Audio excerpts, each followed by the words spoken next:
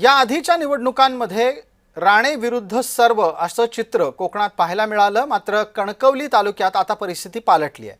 तिथे दोन्ही राणे एक दिलानं लढले आणि म्हणून कणकवली तालुक्यामध्ये महायुतीला मोठं यश मिळालं आहे।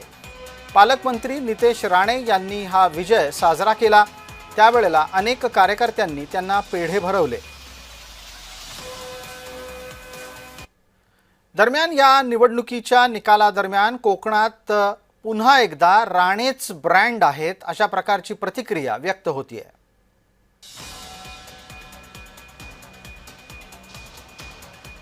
विकासाच्या मार्गावर घेऊन गेले। राज्यात नाही, देशात नाही, जगाच्या पाठीवर सिंधुदुर्ग जिल्ह्याची एक वेगळी ओळख आमच्या सन्माननीय राणे साहेबांनी या जिल्ह्याला मिळवून दिली।